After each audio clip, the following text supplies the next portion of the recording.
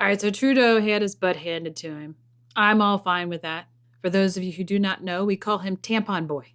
Unfortunately, while he is getting his tampon handed to him, all we see is the gentleman handing it. When you're watching body language, the reaction of the person that you're most interested in is the most telling.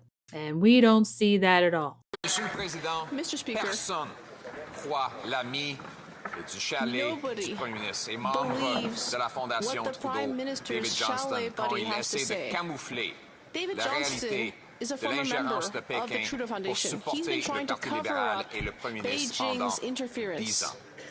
Pour renforcer et rétablir la confiance des Canadiens envers notre système démocratique, va-t-il finalement congédier son ami de la Fondation Trudeau pour déclencher une vraie enquête publique? Oui ou non? Le très honorable Premier ministre.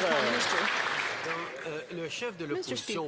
Oh, that part was actually really interesting. So he asked that question, and then he sits down. You see the body just kind of flop into that chair, the big inhale, exhale, and then he doesn't want to look at Trudeau or that side anymore. It's like, oh, wow. This is actually giving him stress just having these conversations. I mean, if you're talking about a government that makes it a habit of destroying people that don't toe the line with them, this would be normal to see. If the other side is not afraid of you when this is your habit of doing things to people, then you get what we have here in the U.S. Rhinos. They say some big things, but they're all on the same team. To actually see that this team is terrified of the other side, even though they keep fighting, it's hope. Like, oh, wow, you actually do have a diverse government. They're not just rhinos. Prétend vouloir connaître les faits, il dit que c'est une enquête publique qui est la seule façon de connaître la vérité, mais il refuse carrément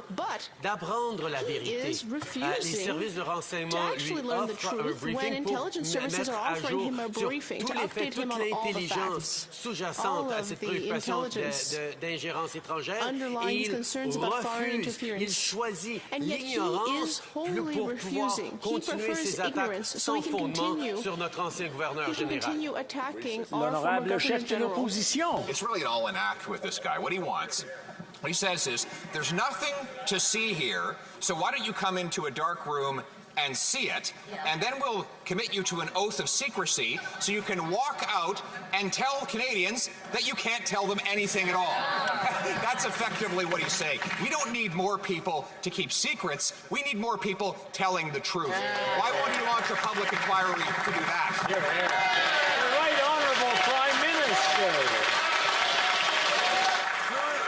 The opposition was Minister of Elections. Perhaps that is his approach, why he didn't do anything to fight foreign interference that was ongoing in our elections and has been for decades. Mr. Speaker, he chose to cover his ears and not listen to intelligence officials. And now he is not letting the facts get in the way of base partisan attacks. He is choosing to not get briefed up on the actual facts of the matter so that he can continue to attack our democracy, to attack other political parties, to attack esteemed individuals like our former Governor General. The Honourable Leader of the Opposition. Canadians need the facts. Everyday Canadians. They don't need to have just a Prime Minister keeping secrets and then have that same Prime Minister force other people to keep his secrets as well, Mr. Speaker.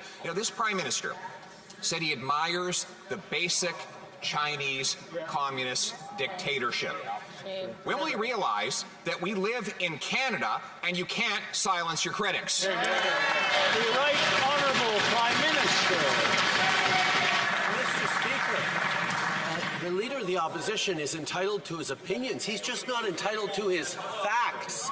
That's why the intelligence community has offered, and we actually directed the intelligence community to give him the clearance necessary so that he can find out all the facts, all the information necessary, and he is choosing to hide behind a veil of ignorance so that he doesn't have to allow the facts to get in the way of a good political argument or personal attack, either on me or on a former Governor General or on anyone who seems to stand in his way. Hear, hear. Before we go to the next question, there's a lot of chattering going on, and I want to make sure that everyone gets to hear the questions and the answers. So I'm going to ask everyone, once again, take a deep breath and let's listen to both sides. The Honourable Leader of the Opposition. He wants facts. Well, here's a fact. He would have me commit to following Section 12.1 of the National Security and Intelligence Committee Act, which would not only strip away my ability to speak about this matter, but would ban me from doing it right here on the floor of the House of Commons. That is a fact. The real question is, what is he so determined to hide? We know Beijing helped him in 2 elections. We know Beijing gave donations to his Trudeau Foundation. Is that why he's so determined to silence his critics and keep these secrets? The Right Honourable Prime Minister. Speaker, I know it's difficult for some people to remember, but the honourable member was at one point a minister of the Crown and thereby subject to oaths of secrecy and cabinet confidences, and was able to handle secrets just fine at that point, including when he was Minister for Elections. At the same time, Mr. Speaker, he is choosing now to turn his back on the facts because the facts would be inconvenient to the political argument he's trying to make right now. If that member was serious about this serious issue, he would allow the intelligence agencies to give him the necessary brief. Honourable Leader of the Opposition.